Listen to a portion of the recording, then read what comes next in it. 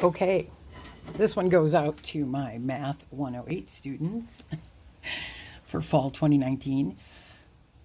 This is our chapter 7, and this is simplifying radical expressions. Now, first of all, radical expressions is not the easiest definition, but what it means is fractions with polynomials. So fractions that contain polynomials, monomials, binomials, binomial, trinomials, okay? So they're fractions that contain polynomials. Now, what do we do to simplify? There's no equation, right? No equal sign, so we're not solving. All we're doing is canceling, reducing the fraction, whatever definition you want to use. What we're doing is we're trying to cancel out as much as we can. So what I'm going to do is I am going to factor my numerator and denominator if and when possible. Finding restricted values is really important as well, because if you get a solution that causes it to be restricted, that solution does not count. Now, what is restricted values? Restricted values are what make denominators equal 0. Okay? So we should know by now that zeros in the denominator show undefined. Then lastly, to simplify our radical expressions, we're going to cancel any like factors. Okay? So here we go. First one. Now this I always tell my students is my favorite type to do because it's all multiplication. Notice everything is being multiplied. 60 times x times y to the 4th power times z to the 2nd power, all divided by negative 12 times x to the 5th times y to the 2nd times z to the 3rd. So I like full multiplication and division because it's very simple to cancel. When you move into these problems where we have binomials, trinomials, wow, I just noticed that everything has minus signs on it. Okay, so if you notice, these have two terms and there's minus signs and or plus signs between them. This is going to force us to do factoring first before we can cancel any of our factors. So let's break down our first fraction. And what we're going to do is that numerator 60, if you recall, I'm going to do a mini review. I'm just rewriting my equal sign with a new fraction bar for when I break this problem up into its prime factors, okay? If you recall, we did a lesson on prime factorization with factor trees. If you don't remember that lesson, please go back and view the video for prime factorization. So that's what I'll be doing. I'll do like a little mini tree above and below my 60 and my 12 to remind you. So these are both even numbers. So the first thing I'm going to divide out is 2 because 2 is our first prime. Circle that. It's 2 times 30, right? So that means I got myself a prime 2. I'm going to write it over here. 30 breaks down into 2 times 15. Well, 2 is a prime. So again, my second factor of 2, I'm going to write down. 15 is obviously not able to be divided by 2, so we'll divide by 3, and we get 3 times 5. Again, prime factors, so times 3 times 5. So to review, 2 times 2 times 3 times 5 will get us our 60. Now that is being multiplied by 1 of x, right? X to the 1st power. That's being multiplied by y to the 4th, and to review again, y to the 4th would be y times y times y times y. 4 of them. The base is y. That's being multiplied by itself 4 times. Then we have to finish that numerator off with z squared. So that's times z times z. Okay, now our numerator is completely broken down into primes and factors. All right, let's do that now with our denominator. Now don't forget, our denominator is negative, so you can't leave that negative behind. So negative 12, we're going to break that down. Again, it's even, so 2 divides into it. 2 times 6. 2 is prime. Write it down. Times 6. Nope, 6 is not prime, so that breaks down into 2 times 3, both primes. So times 2 times 3. Now we have x to the 5th, so forgive me, I'm going to do it. X times x times x times x times x. X to the 5th is 5 x's being multiplied by themselves. Times y squared, or y to the 2nd, so that's times y, and then times z to the 3rd, or z cubed. So that's times z times z times z. All right, now our denominator is broken up. So now you can see the alignment of factors, and you can cancel these because any number divided by itself equals 1. So therefore, hopefully everybody can see that we have a 2 in the numerator and a 2 in the denominator that will cancel to 1. That forms a ratio of 1. Again, we have another 2 in the numerator that matches with another 2 in the denominator, again canceling out to 1. Next factor I have in the numerator is 3, and it also is found in the denominator, so I can cancel. 3 divided by 3 is 1. I have a 5 in the numerator, but there is no matching factor in the denominator, so I can't go any further with that. But now let's start canceling out our variables. I have 1x in the numerator that can cancel with 1x in the denominator. And hopefully you can see now there's no more x's to be canceled. Now we move on to our y's. I do have a y in the numerator that I can cancel with a y in the denominator. I have another y in the numerator that I can cancel with a y in the denominator. There's no more y's in the denominator to cancel, so we're left with a couple of y's in the numerator. So let's move on to our z's. We have a z in the numerator that can cancel with a z in the denominator, and we have another z in the numerator that'll cancel with z in the denominator. These also are all ratios that cancel. Z divided by z is 1, z divided by z, and so on and so forth. Y divided by y is 1, y divided by y is 1, okay? So that's still occurring. Now, there's nothing else that we can cancel. So what I want you to do is take a look at what's left over. All right, well, in my numerator, I have a 5. So my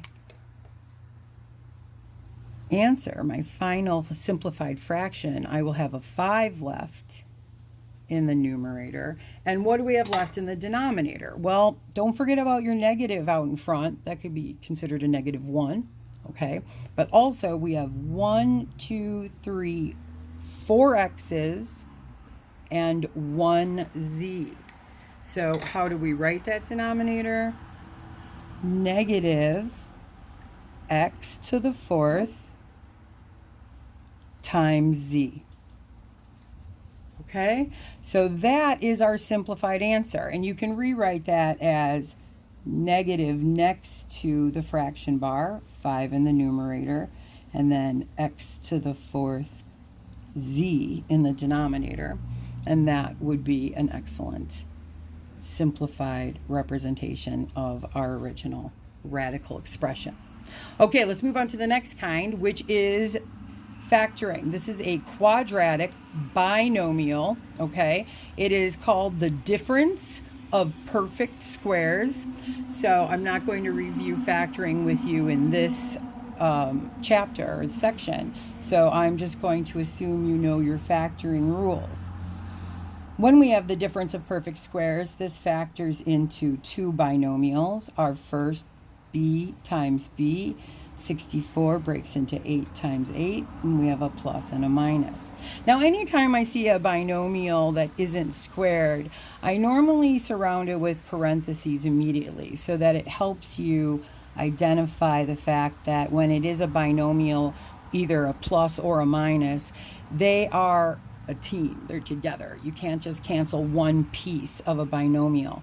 So this is why we couldn't cancel these b's or divide out our 8 with our 64. I know our brains go there sometime, but be careful. That's not what you can do. So this is a binomial. It stays together. And now hopefully you can see I have a similar, or not similar, an identical binomial in the numerator. So I'll cancel binomial with binomial. 1 in the numerator, 1 in the denominator. And just like the example above, they're just going to cancel to equal 1 because they're exactly the same factor. So what do we have left over, and what is the Simplified answer, just our b plus 8. You can leave it like that, or you can leave it in parentheses. Either way, you're fine. All right, next one. You can see we have a binomial in the numerator and a binomial in the denominator. Look pretty similar. We both have x and we both have 5, but here's the problem. They're opposites. This x is positive in the numerator. This x is negative in the denominator. This 5 is negative in the numerator, and this 5 is positive in the denominator. So in order for us to cancel these, they have to be exactly the same and not opposites. Now, if you know anything about algebra, or if you've ever really looked at an algebra book or spent any time looking through one, you'll see that the normal form is the variable is first and then comes your constant or your fraction. I'm sorry, your fraction, your decimal, any constant, any x value, but your variable is normally first. The greatest degree is normally written first. So as you can see in this one, my x is first, but in the denominator, my x comes second, and it's also negative. So again, if you remember, a lot of times in algebra, we don't want our variable to be negative, and we usually write our variable first.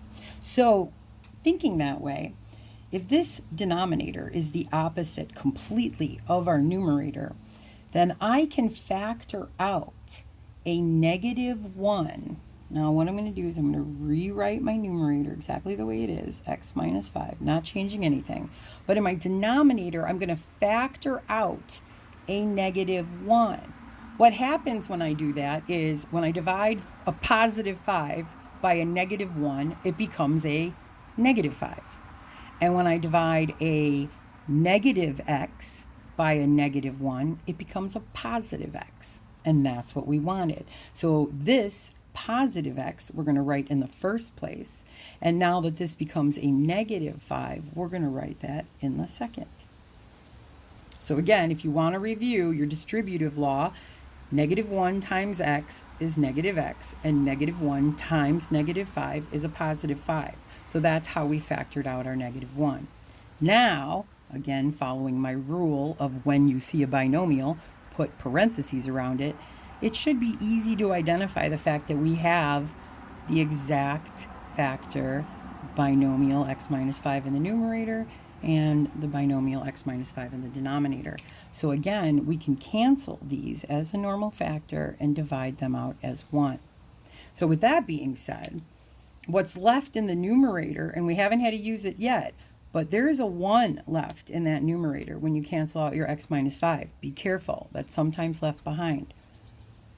Write your fraction bar, and what's left in the denominator? -1 times 1, which is just -1. Now, we don't leave it like this. That is a non-simplified fraction. So 1 divided by -1, hopefully everybody realizes and is comfortable with the fact that it's a -1. And that's our simplification for C. All right. Fourth and last that I'm going to show. Notice this one has a quadratic trinomial in descending order, okay, with a leading coefficient of 1. Yes, I just used a lot of definitions there. And in the denominator, I have the difference of perfect squares. So again, assuming you know your factoring rules, which you should by this chapter, the numerator I know I am going to break that up into 2 parentheses, and in the denominator I know that that's also going to be broken up into 2 factors and 2 binomials, okay? So let's start in the denominator. This is the easy one, right? So x squared minus 16. So I'm going to break that up into x times x. 16 breaks down into 4 times 4. 1 is a plus, 1 is a minus. Okay?